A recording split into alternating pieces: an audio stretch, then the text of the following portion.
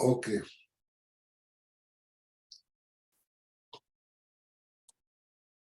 Bon, donc, vous vous rappelez, on avait posé une question de base, c'est à quoi servent les louanges que l'on fait à Dieu?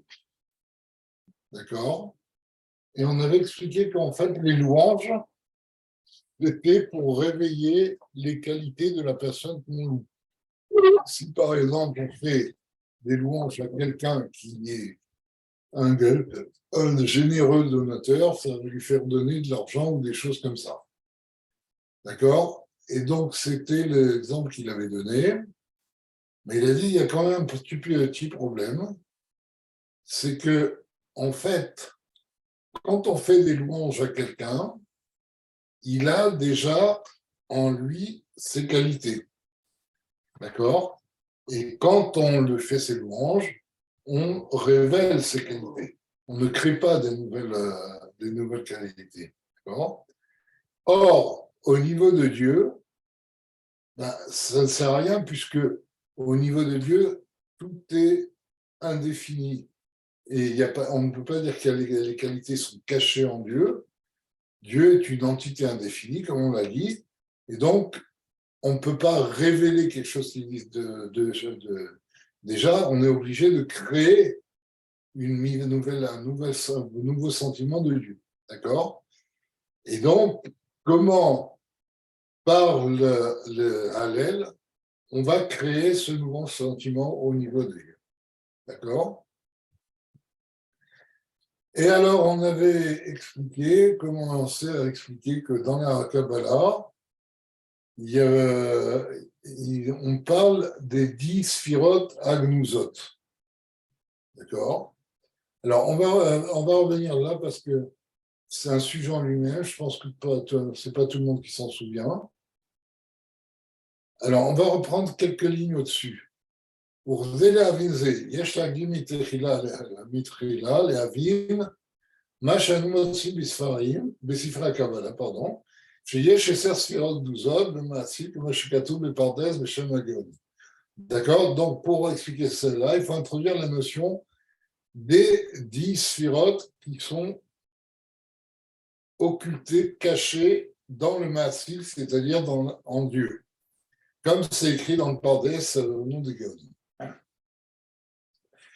Vézé, il parlait les Chawa. Et a priori, cette notion de sphirote cachée en Dieu est étonnante. Charé, Imken, Atata, Bochaz Shalom, Arkava, Gdola, Kazot, mais c'est sphirote. Parce que si tu dis qu'il y a en Dieu 10 sphirotes qui sont cachées, ça veut dire que Dieu n'est pas uniforme et indéfini, puis il est composite puisqu'il contient, tiens, déjà 10 sphirotes en lui. D'accord? ואף על פי שתראה שם הפרדס ואומרו שעניין גנוזות אינה עניין של 10 ספירות, אלו דאצילות נמצאים בו, אלא שורשם בלבד. Et alors, bien que le Pardes là-bas, il explique qu'en fait, il répond à cette question en disant que les 10 sphirotes Agnuzot, ça ne veut pas dire que les 10 sphirotes d'Atsilut se trouvent en Dieu, mais que leurs racines se trouvent en Dieu simplement. הנה אין העניין כמשל של עבד הקשורה בגחלת, כן יהיה ערך רצון לחוכמה ולאצילות לגבי עצמות אינסוף. ברוך הוא שהרי השלהבת ישנה במציאות בהלם בגחלת ממש.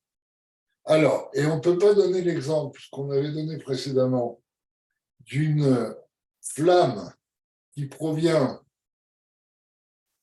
de la garelette de la braise, parce que quand la flamme provient de la braise, elle se trouve dans la braise. Simplement, elle n'est pas révélée, elle se révèle lorsqu'on attise la braise. D'accord? Et on ne peut pas dire la même chose pour la volonté de Dieu qui se trouve en Dieu. D'accord? Alors,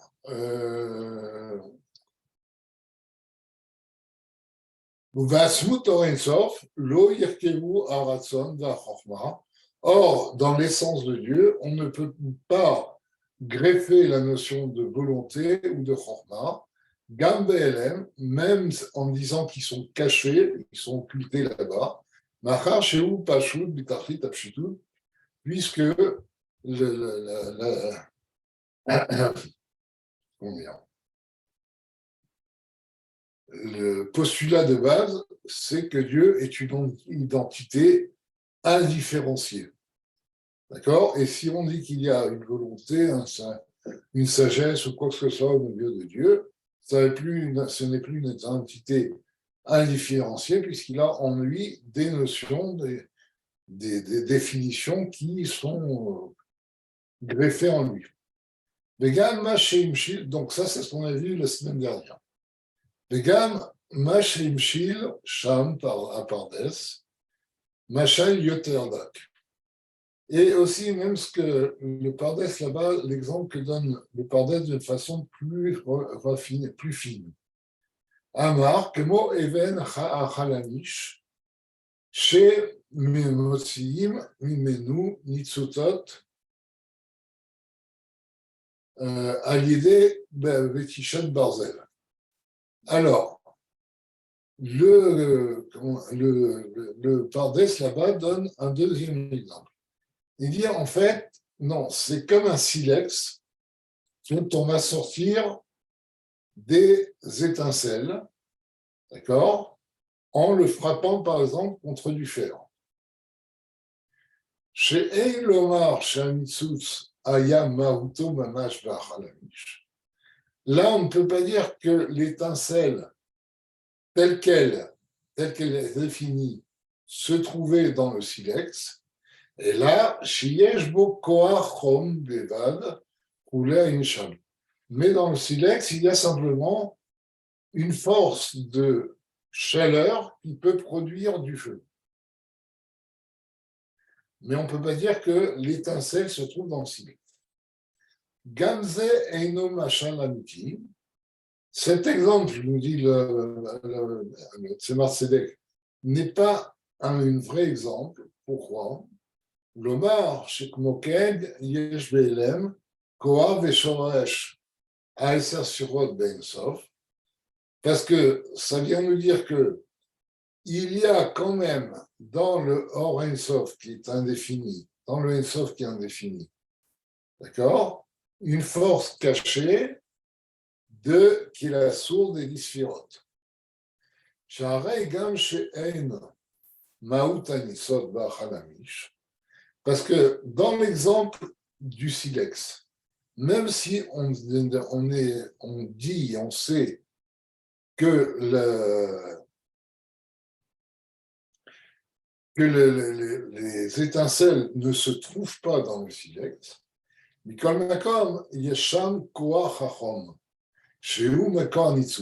y a quand même quelque chose, une force définie dans le silex, qui est le koach hachom, la force de chaleur, qui est à la source de cette étincelle. Et donc, comme c'est une force particulière de chaleur, eh bien, elle a donc une définition, comme l'étincelle lui-même. Chez Shneem, il y a parce que l'étincelle potentielle qui est dans le silex et le silex lui-même ont la même définition, c'est une force de chaleur. Et là, chez Dak Yoter, misé. Simplement, cet exemple est plus précis que le projet précédent. Parce que là, c'est vrai que on ne peut pas distinguer dans le silex les étincelles. Les étincelles ne sont qu'un produit du silex. D'accord? Que mob et tikou shebatafouar, anolad mimazal amakego. Il dit c'est comme l'exemple de la douceur qu'il y a dans une pomme, qui provient de sa source spirituelle qu'on appelle un mazal, il le frappe, il lui donne la force et il lui dit de se développer, de pousser. Chez Gamba Mazal, Yesh Ruchaniut Ametikut. Comme le mazal, c'est lui qui fait pousser une pomme qui est douce, donc on est obligé de dire que dans le mazal se trouve une douceur spirituelle. Puisque le mazal est spirituel, le fait qu'il peut engendrer une douceur matérielle nous laisse à penser, enfin, implique que dans le mazal, il y a déjà cette définition spirituelle de la douceur. C'est-à-dire que c'est une définition à part entière. D'accord? Même si elle est spirituelle. Veignano, Kemachal Metikut, Sheba ou Beshmiat Keli Zemer. Et donc, qu'est-ce qu'on appelle la douceur spirituelle? On peut donner l'exemple de quelqu'un qui est émerveillé par une explication qu'il entend, d'accord? Elle est douce à ses oreilles, ou par une musique qu'il entend qui va lui donner du plaisir. Donc, là aussi, c'est un plaisir, c'est quelque chose de doux, mais ce n'est pas une douceur matérielle, c'est une douceur qui est plus du domaine du spirituel. D'accord? C'est une douceur qu'on ressent dans l'âme. Mais la reine, les chol et sel, yesh mazal miyuchad. Pour cela, chaque herbe a un mazal particulier. Les fiches et maout un mazal miyuchad, et fi maout auto et sel. Parce que ce mazal a la même caractéristique que l'herbe qu'elle fait pousser. Mamage vraiment. Et là, chez où dak miminu. Mais simplement, le mazal étant spirituel, les caractéristiques qu'il y a dans l'herbe et dans le végétal sont beaucoup plus grossières que les caractéristiques du mazal. D'accord? Aval meshune ou mimaout araoui le'esev acher. Mais même s'il est beaucoup plus fin, il est spirituel, c'est quand même une entité dont la définition est différente de celle du mazal d'une autre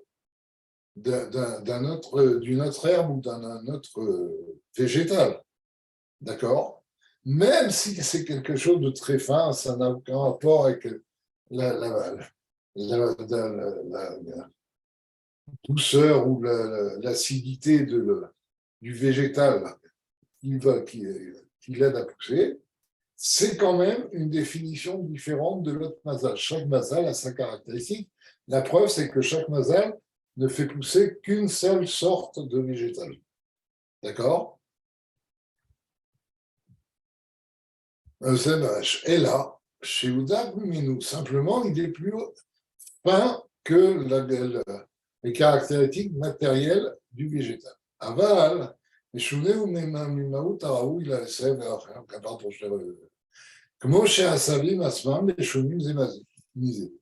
donc, il est différent du mazal d'une autre plante, comme les plantes sont différentes les unes des autres.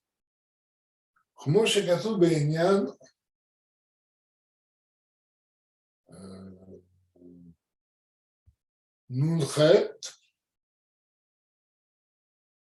Nachat Ruach, Echad Beshem, Sefer Sha'arei Oran.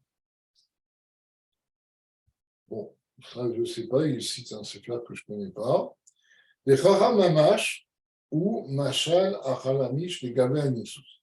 Donc tout ce qu'il a expliqué du mazal par rapport aux végétaux qui font pousser, c'est pour nous expliquer que la parabole du silex par rapport aux étincelles qu'elle produit est de ce type. La distance qu'il y a entre la force de chaleur qui se trouve dans le silex et l'étincelle elle-même est aussi grande que la distance qu'il y a entre le mazal et le végétal qui fait pousser. D'accord? Donc c'est pour ça que la parabole que donne le Pardas, la deuxième parabole, est beaucoup plus fine. On va miser chez Yeshar le Marken à l'Ensof Baruch. Mais on comprend de tout ce qu'on vient de dire qu'on ne peut pas vraiment appliquer cette parabole au Ensof Baruch, les Gabé à Sphirot par rapport aux 10 Sphirot. Sheyehu Aesar Sfirot Bo Mamash. Et donc, on ne peut pas dire que les 10 Sfirot seraient vraiment cachés dans le Or Ein Sof. ויהיה עניינם כמו על דרך המשל, המתיקות שבמזל, שגבוה מאוד נעלה ממתיקות שבתפוח. Et ce serait comme l'exemple qu'on a donné de la douceur qu'il y a dans le mazal et qui prodigue, qui est très très haut par rapport à la douceur matérielle, et qui prodigue cette douceur matérielle dans la pomme. Donc on pourrait dire, Kaha, Efer Sfirot Gnuzot, Agnuzot Go. De la même façon, les 10 sphirotes qui sont cachés en lui,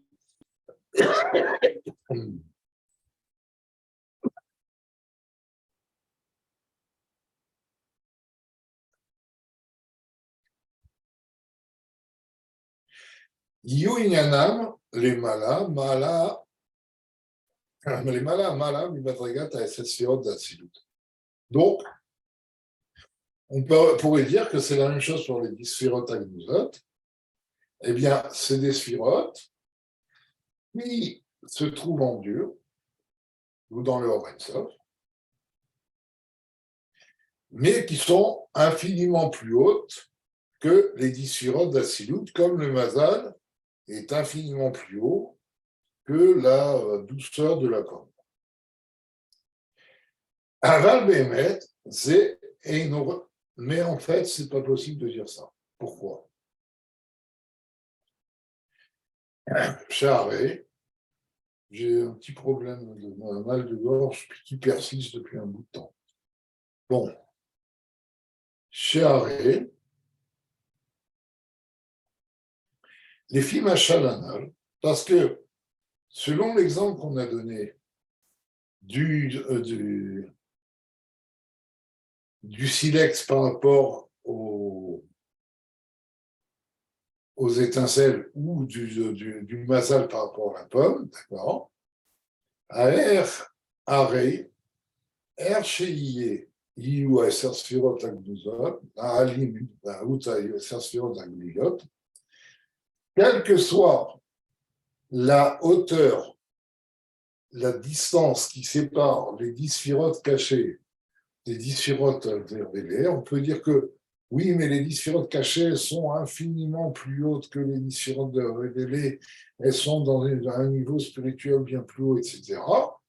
D'accord? C'est ça qu'il dit. Quelle que soit la différence qu'il y a entre les deux, la distance spirituelle qui les sépare, d'accord? Im kolzot, הם מוגדרים גם כן בגדר מיוחד. Ça reste quand même 10 sphirotes définies, chacune d'elles définie, même si elles sont cachées.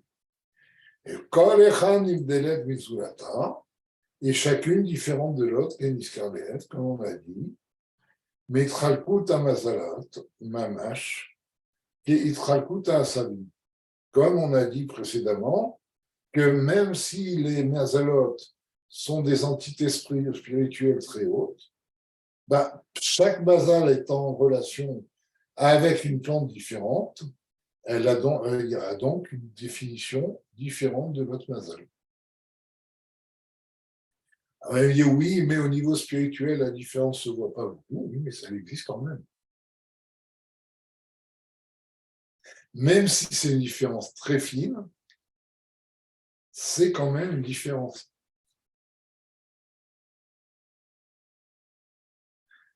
Bon, je vais vous donner un exemple de ce que je veux dire, que même si la différence est très fine, c'est quand même une différence. Il y a des processus en mathématiques, il y a ce qu'on appelle la propriété de stabilité. Alors, il y a certains algorithmes qui calculent des solutions qui sont limités. C'est-à-dire qu'ils ne marchent que dans un certain intervalle. Par exemple, elle marche si la donnée qui conditionne l'algorithme est entre 0 et 1. Et alors, ce qui est très impressionnant, et ça, peut même vérifier ça sur un ordinateur quand on met en marche les algorithmes, c'est qu'à 0,999, alors si on a une précision suffisante, de nos jours, on peut avoir 24 décimales après la virgule, donc ça va, on a le temps. D'accord? Donc si on met 0,999, 999, d'accord? 6, 9, 12, 9 après la virgule. Le processus reste stable. Si on est à 1,0000012, 11 0 et 1 après, ça explose. Dans le premier cas, on a la solution. Et dans le deuxième cas, ça donne n'importe quoi qui va vers l'infini. Vous allez me dire, il n'y a rien entre les deux. C'est hyper négligeable. 12 chiffres après la virgule, c'est combien? Ben, c'est 1000 milliards. C'est 1 000 milliardième de différence. Et bien l'un fait exploser le processus et l'autre donne une solution stable. Et c'est ça qu'il dit ici. C'est pas parce que la différence est très petite, la différence est très fine, que ce n'est pas une différence. Une différence très fine va tout changer. La preuve, c'est que le mazal d'une pomme n'est pas tellement différent du mazal d'une poire. Et bien, l'un donne une pomme et l'autre donne une poire. Avec une toute petite différence. Ce sont des végétaux qui poussent dans des arbres, qui sont doux et qui développent. Et oui, mais ce petit chouïa, ce milliardième qui les sépare, donne deux entités différentes, donne deux végétaux différents. D'accord? C'est ça la question qu'il pose ici. C'est que même si on va dire oui, c'est pas grand-chose. D'accord? Il y a des sirotes, mais elles sont cachées, elles sont annulées, de mon Dieu, elles sont là, mais elles ne tiennent pas de place, c'est rien, mais elles sont là. Elles existent, elles ont une définition. D'accord? Et donc, leur définition est une contradiction avec l'indéfinition de Dieu. C'est clair? Ok.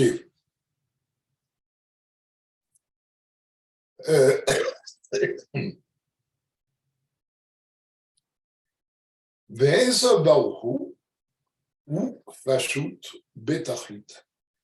Par contre, l'infini, enfin l'illimité divin, est complètement indéfini. Betachit apshitut. Ve'en bo geder meyuchad, et il n'y a aucune définition en lui. Chez Tomar, par lequel on va dire, ben voilà, c'est Dieu, l'indéfini divin, c'est celui qui porte cette définition. Parce que s'il porte une définition, on la définit. D'accord? C'est pour ça qu'il dit Chaz Shalom. Parce que dire que dans l'indéfini divin se trouve une petite définition, c'est un blasphème. C'est dire que Dieu n'est pas vraiment indéfini. D'accord? Kol sheken vechol sheken, sheyibo yibo, yitralkut eser kochot, chas v'shalom. Donc, à plus forte raison, il est impossible de dire qu'en Dieu se trouvent 10 définitions différentes, qui sont les 10 sphirotes de façon cachée. Donc, qu'est-ce que c'est que ce sujet des Eser Sphirot à Gnuzot? La question se pose. Aval Behemet, Inyan Metsiat Eser Sphirot à Gnuzot, ou Bederer Nifla Yoter Mizeh. Mais l'explication des 10 sphirotes Agmuzot, cachées en Dieu, occultées en Dieu, est beaucoup plus extraordinaire que ce qu'on a dit. Vehu Shehem Alder Mashal, Kriyat Shem Bilvad. En fait, elles ne sont que, si on peut dire, un nom. On va expliquer. Vezehu Shehamar Bazohar, et c'est ça qui est écrit dans le Zohar, des Kol Orot Anetzalim, M. Raza Dishme Levat. Dans le Zohar, on nous dit toutes les forces qui sont déléguées par Dieu ne sont que le secret de son nom. Vechen Be'Esraïm, donc, c'est le secret du nom de Dieu. Alors, il faut définir ce que c'est le nom de Dieu, qu'est-ce qu'on veut dire par là. Pour l'instant, il cite les sources. Vechen, Be'Esraïm, aussi dans Kabbalah, dans le Esraïm, dans la Kabbalah du Harizal, mais voir des Kol Itavut Netzal, Eno Ela Biprinat Shemot, De'arav Sag Roulé. Elle va s'expliquer que toute l'existence de ce qui est prélevé de Dieu, des forces prélevées de Dieu, ne sont que des noms. Le Sema, Av, Sag, Maaban, etc. Donc on voit aussi bien dans le Zohar que dans la Kabbalah que les forces prélevées de Dieu ont un statut de nom. Qui naît Hachem, donc qu'est-ce que c'est le nom? Qui naît Hachem, Yeshbo Eize Aharam et Haitzem. Parce que le nom a un certain rayon de l'essence. Velo Sheu Eskem Levad. C'est pas simplement un choix, c'est-à-dire quand on appelle quelqu'un, quand on appelle un fils, c'est pas simplement on a libre, c'est un nom qui me plaît, je vais l'appeler comme ça. Vahaï Alazé, mais c'est lié avec l'essence du fils. Vahaï Alazé, et la preuve de ça, Imash et Matsinu Be'adam Arishon, chez Nisaou Hashem Yitlaver, Im Yeshbo Chorma.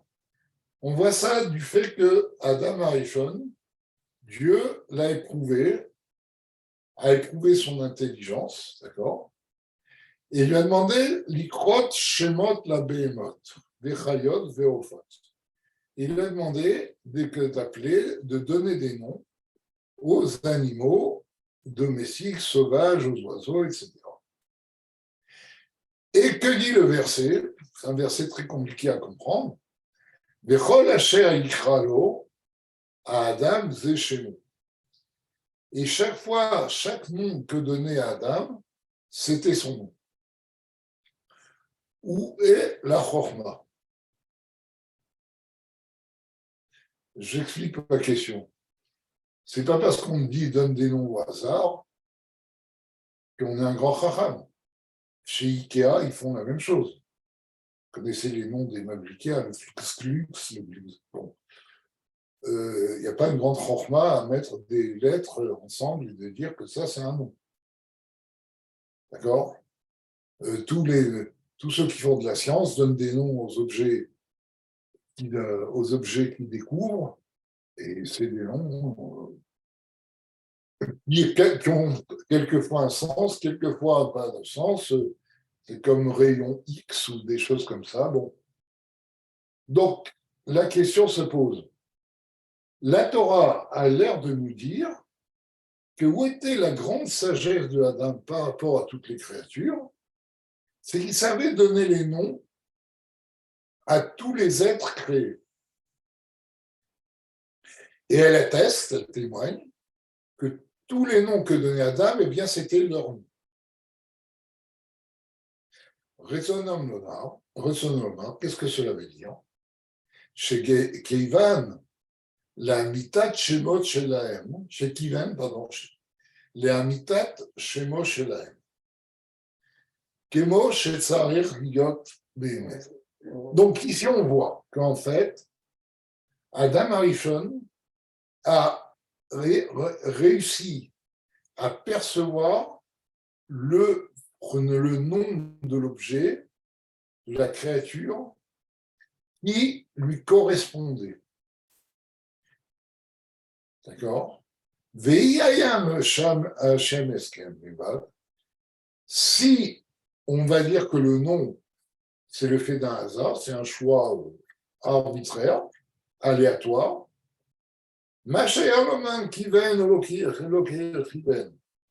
qu'est-ce que ça veut dire que Adam a su exactement le nom de chaque créature? Il a donné un nom et c'est tout. Donc de là, on voit de ce passage même de la Torah, on voit que le nom a un sens profond qui est lié à la définition de l'objet. D'accord?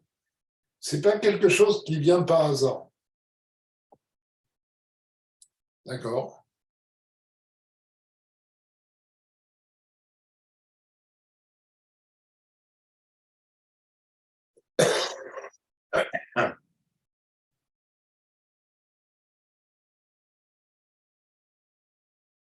לא שהשם מכוון לפי העצם, שכך צריך להיות שמו. Donc, pourquoi le nom correspond à la créature? Parce que le nom est lié avec l'essence même de la créature. Et c'est pour ça que cette créature doit vers ce nom. D'accord? Et c'est pour ça d'ailleurs que en hébreu, on peut faire des guématriotes, on peut faire on peut faire des permutations de guématriotes avec les noms qui vont nous enseigner des choses sur les objets sur lesquels ils portent. Ce qui me prouve que le nom est vraiment lié à l'objet. Il va donner un exemple, les machal. Adov, Raoui Shikare Dov, c'est-à-dire l'ours, il devait être appelé ours.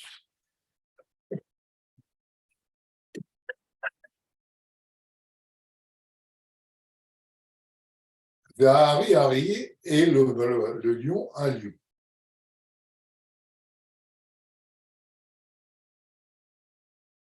Mikol Makom. Et cependant, Lo Hashem ou Chelek Mechalke Nefesh. Cela ne signifie pas que le nom fait partie de l'âme. Comme moi, Sechel, comme l'intellect, tous les sentiments qui sont Vamidot, qui sont des forces de l'âme. O, Marshava, Vedibur, Maasé, ou la pensée, la parole, l'action. Sharek, Sha'adam, Leatzmo, En Sarich Leshem Klal. La preuve en est, ce qu'un homme en lui-même n'a pas besoin de nom. Pourquoi? Quand on pense à nous, on ne s'appelle pas par son nom, on s'appelle je. Et comme on connaît l'histoire de Robinson Crusoe, il y a eu un sauvage qui est venu qui n'avait pas de nom. Il lui a donné le nom de vendredi parce qu'il arrivait un vendredi. Mais avant qu'il ne rencontre Robinson, il n'avait pas besoin de nom. D'accord? Donc, ça prouve que le nom n'est pas une force de l'homme. Ce n'est pas un manque pour l'homme s'il n'en a pas. Parce que l'homme lui-même ne se définit pas par son nom.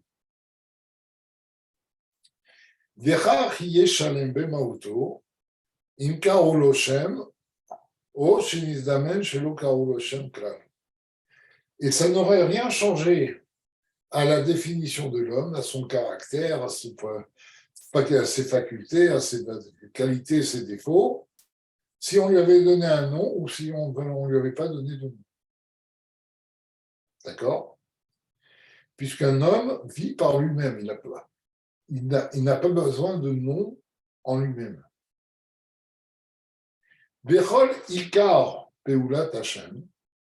Donc, le but principal, de la fonction principale du nom, ou Rak, Shaliado, Yifne, les coraux, c'est simplement que quand on nous appelle, eh bien, on va se tourner vers la personne qui nous appelle.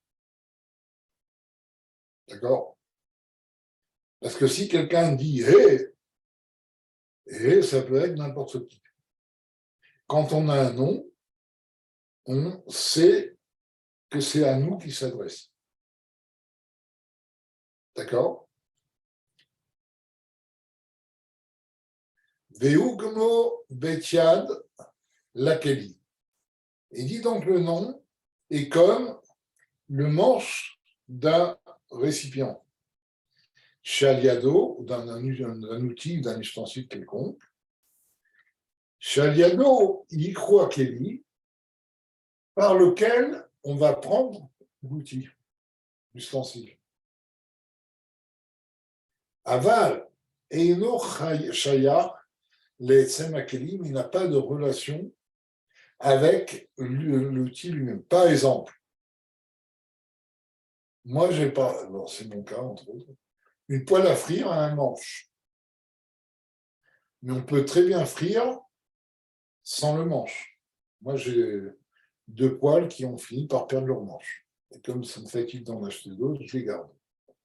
Et elles marchent très bien. Le manche ne fait pas partie de la définition de la poêle à frire. C'est simplement une commodité pour qu'on puisse plus facilement prendre la poêle à frire sans aller à chercher des gants des gants inifuges ou des choses comme ça. D'accord? Donc, c'est ça qu'il dit. Le nom, c'est comme un manche par rapport à l'ustensile, qui ne change pas la définition de l'ustensile. D'accord?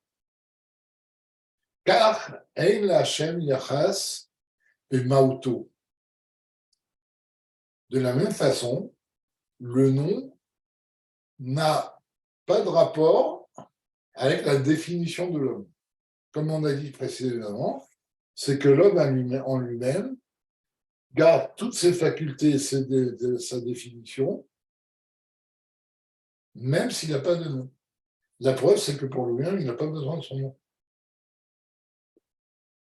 Les Gabé Maout Assout par rapport à sa définition essentielle.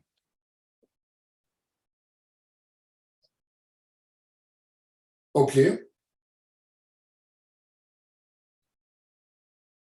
Comme on voit en pratique, chez Ein Aror, Shalosh Otiot, Aleph Dalet Mem, chez Beshem Adam, il n'y a aucune commune mesure entre les 3 lettres Aleph Dalet Mem qui forment le nom Adam, le mot Adam, les Gabé Mauto, Vasmuto chez l'Adam, et Sirlo Midotav, par rapport à la définition de l'homme en général, et le fait que l'homme est un intellect, qu'il ait des sentiments, etc. Donc, maintenant, avec ce qu'on a expliqué par rapport au nom, de la même façon, Arat Achayut, chez Ouid Barer, Meir ou Mamshir Lumenu, les Avot à Esser Sfirot, eh bien, le rayon de vie que Dieu lui-même fait rayonner et amène, attire de lui pour faire exister les 10 sphirotes, et no mimauto vasuto chadeshalom. Ça n'a aucun rapport avec sa définition et son essence. Chez Eno Meherkam Klal, parce qu'il n'a aucun rapport avec cette lumière-là, avec cette vitalité-là. C'est-à-dire, il a infiniment, plus qu'infiniment,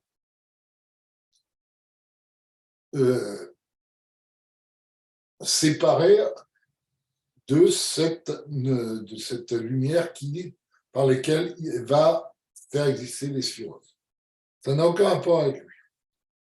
Veino, mais mitralek les chalakim chas v'shalom. Et donc, ça ne fait pas, cette lumière qui prodigue, ne fait pas qu'il va être partagé en différentes, qui va se partager et faire apparaître chez lui différentes des entités différentes. Il reste toujours indéfini. Tomar Basuto et Sersfirot, au point que tu vas pouvoir dire que dans l'essence de Dieu se trouve 10 Sphirot. Ça, c'est impossible. L'essence reste indéfinie. Et la création, l'existence de définition, d'accord, la lumière divine par laquelle il crée ces définitions, naît et comme un nom qui n'ajoute rien à l'essence de Dieu. Comme on avait donné l'exemple du nom. Et là, Ahara, chez Eino Meherer Atsuto. Mais c'est un rayon qui n'a aucun rapport avec son essence. Uchela Mamash Chashivé, et qui n'a aucune importance par rapport à lui. Et Dukmat Hashem, comme le nom n'a aucune importance par rapport à la définition de l'homme. Vezeu inyan Hashemot Av Sal, Shehem Mekor Achayut Letavut Eser Sfirot Batsit. Et là, on comprend pourquoi la Kabbalah dit que les 10 Sfirot d'Atsilut proviennent de noms de Dieu, Av, Sak, Rasha, Mahaban, qui sont la source de l'existence des 10 Sfirot d'Atsilut.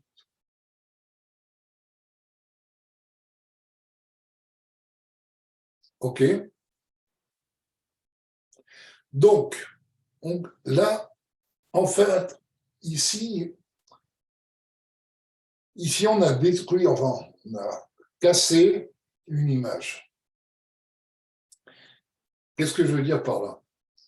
En général, quand on parle de Dieu et de son dévoilement, de son rayonnement, de son émanation, on a l'impression que c'est vraiment une force qui vient de Dieu. Par exemple, l'émanation infinie de Dieu, c'est une force qui vient de Dieu. Les sphirotes d'Atsilut, c'est quelque chose qui est en relation avec Dieu, qu'il a prélevé en lui, etc. Là, il nous dit pourquoi? Parce que quand on parle de rayonnement, physiquement, un rayon, c'est quelque chose qui a une existence. D'accord? Il donne de la chaleur, etc. Enfin, il a des propriétés physiques. Et comme on l'a expliqué dans la Misotera, comme on ne peut s'exprimer que dans un langage humain, la Kabbalah utilise des mots physiques pour définir des processus qui ne le sont pas. Et donc, quand on parle d'un rayon, d'une lumière, d'une émanation de Dieu, ça n'a aucun rapport avec le rayon. Alors, dans le Tanya, par exemple, dans Shari Vemuna, on dit que le rayon de Dieu, c'est comme le rayon du soleil, dans le soleil, n'a pas d'importance, etc. Mais dans notre tête, ça reste quand même quelque chose. Le rayon du soleil, ce sont des photons, ce sont des particules, etc. Et il y en a beaucoup dans le soleil, énormément, mais le soleil est composé entre autres de ces particules. C'est pour ça qu'elle vient du soleil. Là, il nous dit que c'est même pas ça. Quand on parle d'un rayon de Dieu, de rayon qui fait exister des définitions, ce rayon est comme un nom par rapport à l'objet. C'est-à-dire qu'en lui-même, il n'a aucune importance et il ne changera pas l'objet. Que l'objet ait un nom ou qu'il n'en ait pas, ça reste le même objet. D'accord? C'est clair cette notion de nom? Regardez un exemple très simple. Si vous dites à quelqu'un, tu peux me passer le truc en montrant un objet du doigt, il n'aura pas besoin que vous disiez le nom d'objet pour vous le passer. Parce qu'il a compris que vous désignez cet objet. D'accord? L'objet n'a pas besoin de son nom pour exister. Si on le désigne en disant le truc, il existe quand même. OK? Verata, Yuvan, Nyan et Sphirot Agnuzot. Donc, avec toute l'introduction qu'on a faite, la définition de nom, du rayon qui est comme un nom par rapport à la définie divin, etc., on va comprendre ce que sont les 10 sphirotes Agnuzot. Vous vous rappelez, on avait donné plusieurs paraboles sur les 10 sphirotes qui n'étaient pas tout à fait satisfaisantes parce qu'elles supposaient qu'il y avait quand même une force qui représentait les sphirotes Agnuzot dans leur source, ce qui n'est pas vrai au niveau de l'indéfini divin. Lo she'em gnuzot basuto. Donc, ça ne veut pas dire qu'elles sont cachées dans l'essence de Dieu, Keshalevet al-Keshura bakachelet, comme la flamme est cachée dans la braise, Oafilou Kanitsu bachalamish, ou même comme l'étincelle qui se trouve dans le silex, Vechimtikut aperiba mazal, ou comme la douceur du fruit qui se trouve dans le mazal, ou kigilou yasechel bechoach hamaskil, shemaut agilou yesh mamash b'amakor, ou prinat etavut yesh ma'im. Ou bien, par exemple, comme la révélation d'une force intellectuelle par l'intellect, d'accord? Parce que ce guilouille-là, cette révélation, se trouve dans sa source. D'accord? Veu, pardon, Prinat Itavut, je ne comprenais pas. J'ai mal lu. Veu, Prinat Itavut, Yesh Meyesh. Et donc, c'est quelque chose qui est caché, qui devient révélé, c'est donc un Yesh Meyesh. C'est quelque chose qui existe, qui devient une autre chose qui existe, qui prend une autre forme. D'accord? Comme un artisan va prendre du métal et il va en faire un outil. C'est yesh me yesh. Ça, c'est comme c'est expliqué dans le Tanya. Sharichut Vaimuna. Avakan et Inoken. Mais ici, il n'en est pas ainsi. Chez Bauto Veasmuto Ibarer, parce que la définition et l'essence de Dieu, enfin, l'essence de Dieu, Pashut Betachlit Tapshitut, est complètement indéfinie. Velo Ta'aron Chelav Aeser Sfirot. Et tu ne peux pas mesurer à cette essence les 10 sphirotes. C'est-à-dire, tu peux pas comparer les 10 sphirotes à cette essence, dire que c'est quelque chose qui est beaucoup plus petit que Dieu. Des kameh, sphirat ha-chokhma de-atzilut, des domaines gashmi, shavé mamash, comme shekatuv, kulam be-chokhma asita. Parce que par rapport à Dieu, la sphira de chokhma d'atzilut, qui est la plus haute de toutes les définitions de la création, et une pierre matérielle, du minéral matériel, sont au même niveau, comme nous dit le sens ésotérique du verset, tu les as tous créés par ta sagesse, et on explique que la sagesse et la création matérielle sont les mêmes par rapport à Dieu.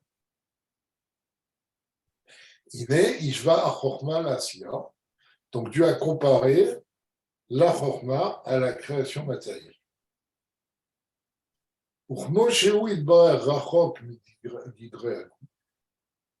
Et de la même façon que Dieu est très loin des contours de la définition d'un corps, et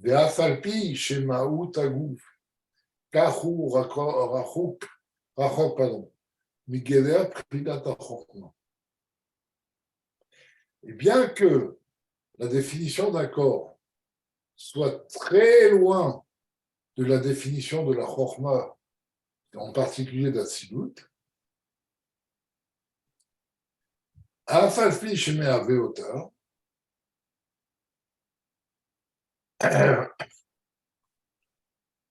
bien que ce soit Dieu qui l'a fait exister. Et donc, les deux niveaux, aussi bien le corps que Chorma, qui sont infiniment plus hauts l'un que l'autre, le Chorma d'Atsilut est infiniment plus haute qu'une pierre matérielle, eh bien, c'est Dieu qui fait exister les deux. Et à partir du moment où c'est une existence, eh bien, elles ne se trouvent pas en Dieu lui-même. Enfin, elles ne sont pas définies en Dieu lui-même. Elles ne se trouvent pas, c'est autre chose. Et là, chez les Achar, Shala, Birsono, Apashut, Baruch, les Avot, Ameletzalim, mais une fois que Dieu a eu la volonté première, indifférenciée, de faire exister les sphirotes, les Netzalim, là on parle des sphirotes d'Asilut, Aïnou, c'est-à-dire, il dit Olam Atsilut, le monde d'Atsilut, et Sil Techila, Inyan Hashemot, Shiye ou Idbaer, Nikra, Beshem Av, Yot Shemze, Sheino Aroch Laasmut Keniskar Behem. Eh bien, il a exhibé la notion de nom, comme le nom de Rav, d'accord? C'est-à-dire, il a exhibé une chose, on ne peut pas appeler ça une création, une existence, qui n'a aucun rapport avec lui, qui est incomparable à son essence. Et Bachal, Mekor Veshoresh Leitavut Achorma, Batsilut, Ren Shemsag Bebina. Donc, Bemachal, et donc ce nom de Rav, on dit dans Kabbalah que c'est la source et la racine de la Chorma d'Atsilut. Et la même chose, on dit que le Shem Sag, c'est la source de Bina, etc. Veshemot Elu, En Nikraim, et Serf Sirot Agnuzot. Et ce sont ces noms qui sont appelés les 10 Sfirotes cachés. L'Iotam, chez Sharashim, les Serf Sirot d'Atsilut. Parce que ce sont les racines des 10 Sfirotes d'Atsilut. Alors, là, on cultive le paradoxe. Il y a toujours, comme dans toutes les notions de Chassidut, il y a toujours quelque chose qui reste à comprendre et qui ne sera pas compréhensible facilement. C'est que ces noms n'ont pas d'existence, ils ne sont rien pour Dieu, etc., sont la source de la création, et c'est Dieu qui les a exhibés. Donc, on ne peut pas dire que c'est une entité indépendante de Dieu, puisqu'elle provient de Dieu. D'accord? Mais ce sont comme des noms, c'est-à-dire des choses qui n'ont aucun rapport avec leur essence, avec l'essence de la chose sur laquelle on pense. Et ça, c'est la notion des noms de Dieu. Parce que pour lui-même, comme de la même façon qu'un homme n'a pas besoin de nom pour lui-même, n'a besoin de nom que par rapport aux autres, Dieu pour lui-même n'a pas besoin de nom. Les noms de Dieu n'existent que par rapport à la création. Et s'il n'y avait pas ces noms, ça ne changerait rien à Dieu, comme on l'a expliqué par rapport. Donc vous voyez, c'est quand même assez précis. On va arrêter là parce que là, on va aller plus loin dans d'autres notions plus fines. J'espère que le message est passé. Là, c'est. Vous voyez, on avait vu ça dans la Sira, vous savez, sur le Néner sur Torah Chassidut. Que Chassidut apporte même à Kabbalah. Vous voyez comment les exemples donnés par Kabbalah n'étaient pas aussi clairs, posaient des problèmes par rapport à la connaissance même de la Kabbalah par rapport à l'essence de Dieu, la définition de l'essence de Dieu, etc. Et vous voyez comment par Chassidut, on a un exemple qui est beaucoup plus fin et beaucoup plus proche de ce que c'est en vérité. Bon, on continuera la semaine prochaine des Hashem. Donc, Shavua Tov et à la semaine prochaine.